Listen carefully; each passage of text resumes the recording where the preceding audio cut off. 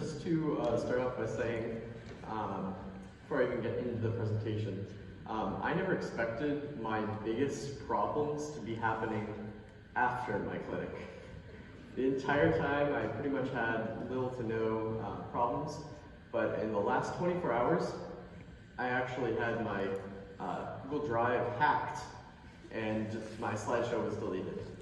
So in the past 8 hours, I put together a brand new slideshow and I hope you guys enjoy it. So to start off, this is Thomas. He's coming in right now. And I've known him for, I don't even know how many years. I think of myself as like his big brother. My mom has worked with him in special education for years now. She's his teacher even nowadays. Even story from this summer, we were at the beach and he loved to chase seagulls. So during the summer when I was thinking about my concept of what I wanted to do, I remember him running after seagulls, splashing sand everywhere, and people were, they didn't understand that what he was actually going through. And as I was thinking about my concepts and stuff, I thought about how I could help him and how I can help people with autism and special needs. And that's when I came to tie in with soccer. So I've been playing soccer for, I don't even know, since I was like 3. And I've been on varsity since freshman year. And I wanted to somehow tie in together sports, soccer of course, with special needs and autism, and try to figure out a way to introduce soccer to these kids, since Northridge doesn't actually offer any soccer programs for special needs or autistic kids. So to start my actual thing, after I got my entire proposal approved, I went to Mr. Bajma and was asking him time, place, that type of stuff. And originally I had 6 a.m. to 3 p.m. just to get a broad time range, which would be edited down later. And I was originally thinking outdoors. I wanted to do everything outdoors, and little did I know this wouldn't happen, but I wanted to do some type of game. Some kids versus some kids, something like that. But later on, we realized that the only day I could actually do it would be in April.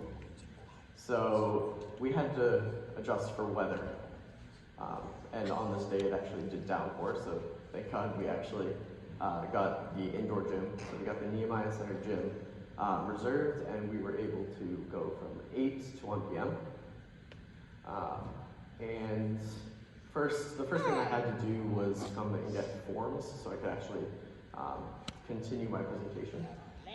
Because when I was going through the soccer clinic, there were things I had to go through, such as liability forms.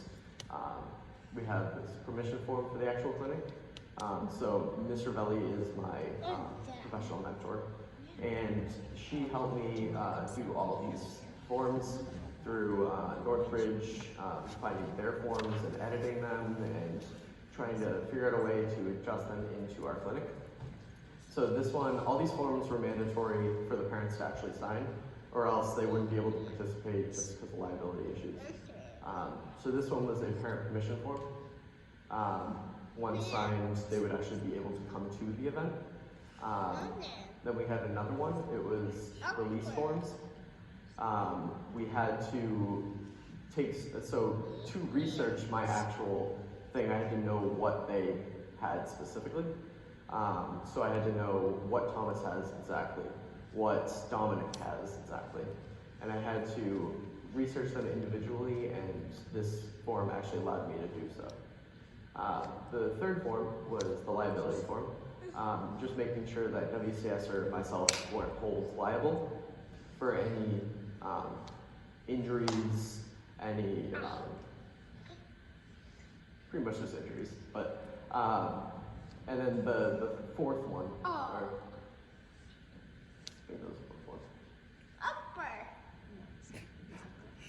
The fourth one was the Northbridge School Department's consent form for extracurricular activities.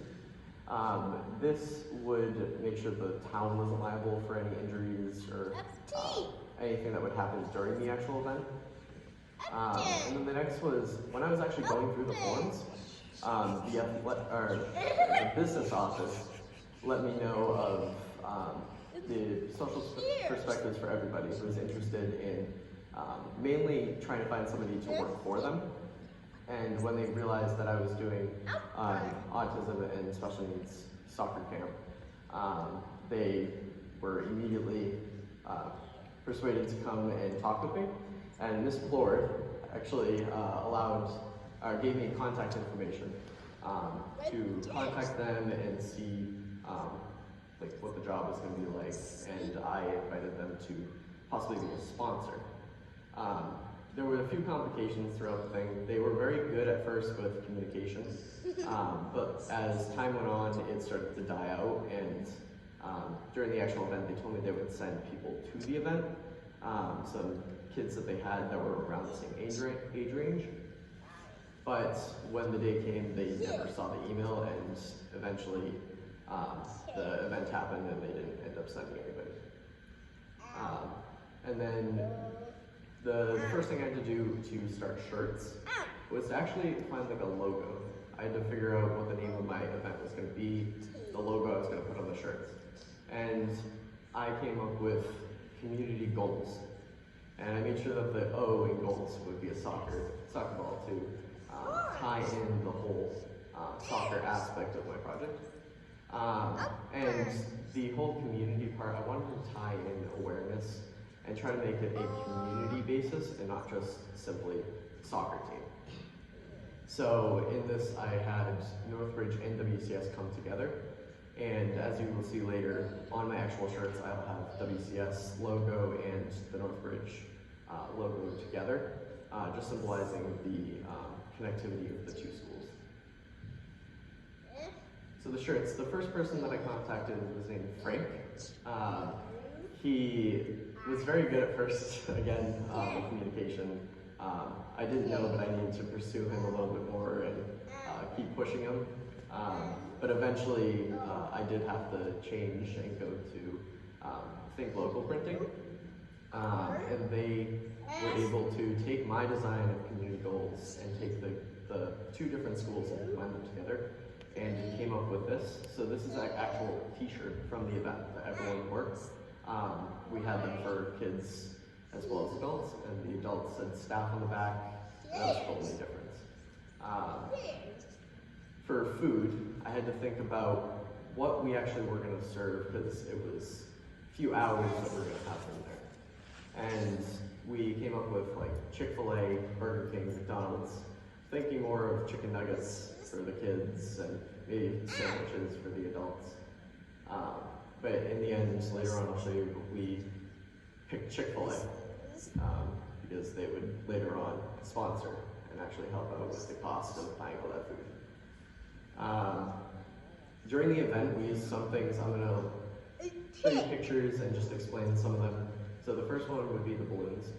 So we used the balloons, tied them to cones, as well as we had some loose ones, like a little balloon pit for them to enjoy if they were becoming agitated with trying to follow the directions exactly. And these balloons in the picture are tied to the cones and make a little walkway to the goal. And this was just to keep them just in track with the goal so they wouldn't like run away. It was to help adjust with attention spans, just to make sure that we could keep them attentive to the actual job of shooting the ball into the goal. The other was the bells. So you can see the little blankets that we have. We tied the bells to them, so when they actually shot the ball, they could hear the jingling of the bells, and that would allow them to understand that that was a good thing. To shoot the ball into the goal and hear that jingling was like a reward. And then we also had balls and bowling pins. The bowling pins were basically a target for them to shoot for. We had the goals, obviously, but we wanted to have these colorful pins that would be more of a target for the kids as they shot the ball or were dribbling. And then we had the little tiny blow-up balls, which I have one right here. They're not actual soccer balls, they're more balloons that we blew up, so it'd be easier for the kids to actually kick. Compared to a soccer ball, it would be much harder to kick something that heavy for some of these kids. We also have hex cards, which are basically just visual print prompts for the kids. They knew these from school. The teachers use them all the time, the one-on-ones. And basically, if they're not listening, ears listening, sorry. And you basically cover your ears, and when they see that, they know exactly what it is. And we had those all throughout the gym. We had them everywhere. They weren't used necessarily. They were used more by the one-on-ones compared to the actual kids. And then we also had sensory toys, so we filled little tiny bins with toys that would help them as they became, say, agitated. They could play with the toy and calm themselves down. We had filled these up, and it was basically a reward that went along with the medals that we got. So we actually got these all donated. They gave us about 30. I'll get to them in a minute. But, we gave these as a prize at the end with the sensory bins. And these they could take home. They could have it as something that they have for years to come.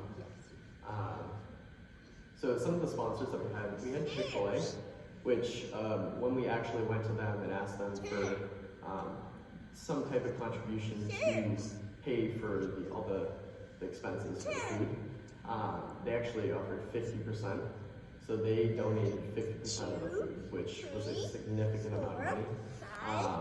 And that ended up saving us a lot, and was actually fully covered by Hard Knocks.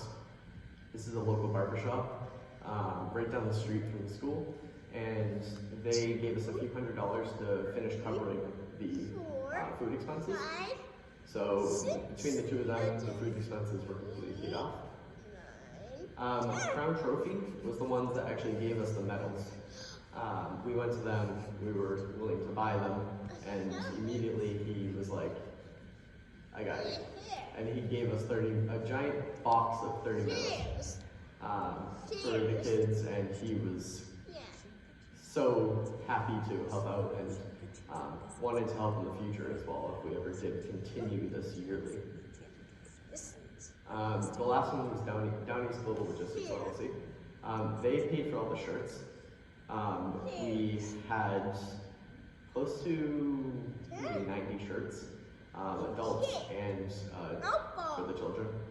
And that was the most expensive part of it, and them actually paying for all of it was a blessing, because now I didn't have to pay all that out of pocket, and they were able to cover it for me. During the event, at the beginning we actually did setup. So you can see some of the stuff I just talked about, like the balloons and the balls. So we had these placed around the gym. And at the start, after we all got there at about 8 a.m., we all started setting up, blowing the balloons up, tying them to cones, putting the plug nets out. And once that was done, I gathered all of the soccer players, which were from Northridge and WCS, the varsity teams. We got them all together on the bleachers, and me and Mr. Belli talked about what to expect, and talked about each kid individually and each station. So the bottom right, you can see me demonstrating one of the stations. We wanted them to do toe taps. And then other ones, you have like the straightaway of balloons on the cones. That was a shooting drill, dribbling and shooting drill. Over to the left, of the bottom right one, off the screen, there were a bunch of nets with more floor balls where they could just go and shoot wherever they wanted. And after the setup day, parents and children actually arrived. As soon as they arrived, we actually divided them into little groups. It was typically 2 soccer players per each kid. And as they slowly came in, I think we had about 12 to 14 kids total. And each one, you can see in the bottom left, Andrew, who was with Thomas. And then you had a few of the Northbridge players in the top one, going up with a few of the other kids. And this part, we had the parents go into the bleachers, and then the kids divided up with the soccer volunteers. And they went off and they went to separate different cone stations and they began to work. As they did that, I did my welcome speech to the parents, introduced what this was all going to look like, who I was, what a capstone of it is. And I talked to them about what to expect with not having to be with their kids 24/7 during the actual event, which some of them were actually really happy about, because usually they have to be right with their kid. And some of them came up to me and were really happy about how they didn't have to be right there, that the varsity kids actually took the kids with them and cared for them the entire time, allowing the parents just to have a nice conversation with other parents that were at the event. Some of these are pictures of some of the activities. You had Thomas in the bottom center picture kicking one of the indoor soccer balls. He was one of the more stronger kids there. Some of them were walkers and other things. That's why we had the little tiny blow balls. And he was shooting the ball at the pins, which he was very good at. And then you have Dominic in the top right. He loved the balloons. He couldn't stay away from them. And we did have a little pit for balloons and everything, so they could go and calm themselves or relax for a little and just have some fun. And that's where the majority of the kids seem to drift towards. But Dominic, you'll see a few more pictures, he was so happy with the balloons. You toss them at him, he hit them away. It made me smile every single time. Some more pictures. On the left you have Thomas again, shooting the ball into the net from where the balloons were, row in row. And then on the right you have an example of the bells. When he shot the ball, he ended up holding the bells, so running over and shaking the bells, instead of actually shooting the ball. But he loved the sound of the bells, and it was like a prize for actually hitting the net with the ball. Here's some pictures of the little balloon pit. They were in love with balloons, a little bit more than the actual blow balls, but some of them were taking the balloons, going over the nets, and actually shooting the balloons. But you toss the balloons at them, they hit them away, and as you can see, they're all happy, smiling, which everyone at the event was smiling. And you have some volunteers that were really happy. You have Dan and Sean at the top of Caleb Weird. After they finished the event, they posed for a picture. They're big, strong muscles. And you have Abby in the bottom left, who was a photographer, as well as my sister Emmy. These pictures are Emmys. Some of them are Emmys, but these ones right here are Emmys. And Abby, again, showing that the volunteers loved the event. You have Jill as well, who looks insanely happy to be hanging around with one of the kids. I think it's Dominic, as he played with his balloon. And then some reactions from the parents after they were really happy with the event, and some of them were hoping that this would be an annual thing, which was my initial attempt to do that, which I still think that I want to try to push for. Maybe have the varsity soccer teams get together and actually run this event every year, hopefully. And I left the extra stuff in the gym so I could do it every single year if they were able to, but the reactions of the parents were the best part because they didn't have to follow the kids around. They got to enjoy them shooting balls and laughing and running around with balloons, and they didn't have to actually be there right next to them. This is Thomas playing with the sensory toys that I was talking about. Demonstration of actually playing with them. This is a few from a few different buckets, but they really enjoyed that one in particular. There were little tiny soccer balls with that spin, and I have a few here if you guys want to check them out afterwards. But they absolutely loved the sensory toys at the end.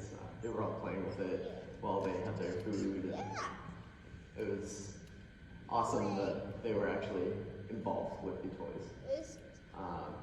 And at the end, I did a conclusion speech. I basically just said that food was on their way. It should have been around there in 5 to 7 minutes. And then I thanked them all for coming. Said that hopefully maybe this would be a yearly thing. But it was awesome to see the reactions of the parents afterwards when they were coming up to me and they're thanking all of us for holding this event. And then when the food actually came, everyone loved the food. Every single person got up and grabbed some food. In the end, we really didn't have much left. But they all chowed down the entire time. There were all the volunteers got into a little circle, and as the kids were eating, they were slowly leaving as they finished eating. And the volunteers all stayed behind. Nobody was in a rush to leave from the event. And I think that speaks a lot because they had so much fun that they weren't just like, oh, I want to leave. The volunteers themselves had a ton of fun. But these are just some pictures of getting the food and the smiles that the kids had as they grabbed their food. Afterwards, we swept the floors, finished cleaning up, and then left the gym spotless for just next year to walk out. So in the end, I don't think that my faith really changed, but I believe that it was strengthened. I think that years ago, my faith changed when I met Thomas and was able to hang around him and become like this brotherly figure to him. And I'm hopefully these volunteers that came to the event got to actually experience what it's like for these kids and see that they're not just disabilities. They're not just people with disabilities. They're people that have their own personalities. They love things, they have favorite things, they hate things, they're emotional. And got to see what I love about them, and hopefully their faith was changed in some type of way. I want to thank some of the volunteers. This is a picture of every single person that was at the event. The soccer players. We all took a group picture after the event, or before the event actually.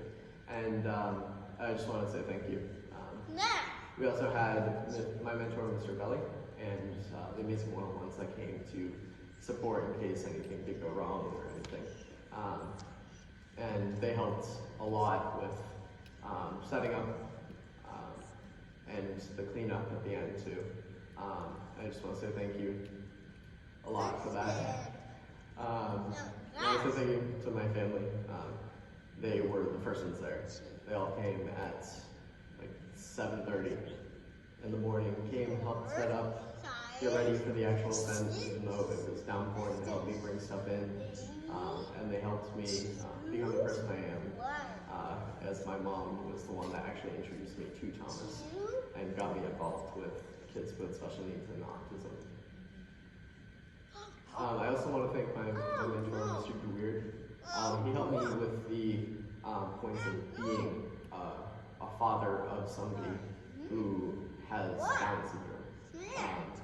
His kid was at the event. He was posing with Dan and Sean, their muscles, and I loved how every single time I went downstairs to talk to Mr. Weird, he would always bring up the parents' view. And at first, I don't really think that I was looking at the parents' view at first, but he really helped me along with adjusting for the parents, what the parents wanted to see. And then I also want to thank the parents and children that came to the event. You guys made everyone smile. The reactions of the parents, the children themselves, they made everyone smile. And the one thing I do want to point out is Mr. Vanderbond. When he came into the event, he actually started tearing up. It was so emotional for him. And that was really touching to me, as he's my principal. And it was like his approval of the actual event. And then I also want to thank the capstone committee and what they've done, their meetings, helping us, guiding us along with the projects.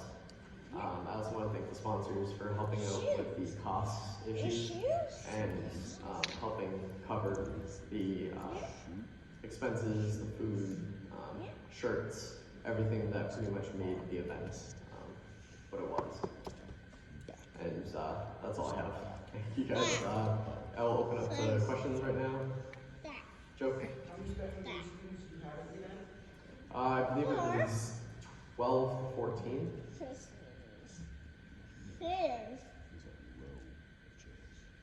us about it. How do you get the ideas for the types of activities that we're doing, and like the bells and the color pins and all that? So that was a lot to do with Mr. Velli and the one-on-ones that helped to give me what it was like in the actual classroom.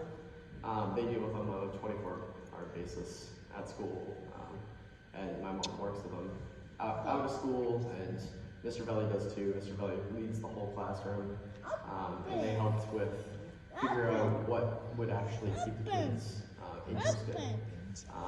And the one thing I think that really popped out was the balloons to them, which is, I'll thank my mom for that. She came up with the whole balloon idea to keep them involved. But it was pretty much Mr. Velli and the one-on-ones. First approach Northbridge Public Schools. What was that? First approach Northbridge Public Schools and get them involved. So Mr. Velli leads the special needs and autism classrooms at Northbridge. So she was like this stepping stone, as well as my mom works with her. So it was kind of easy to move into the actual children. As for the varsity soccer players, Mr. Velli's son, Chris Velli, is the captain of the Northbridge varsity soccer boys team, and his girlfriend was the captain of the girls team. So it was kind of easy to talk with them and help them figure out who's going to come to the event. Even though they had something come up, they sent people to help out the event to cover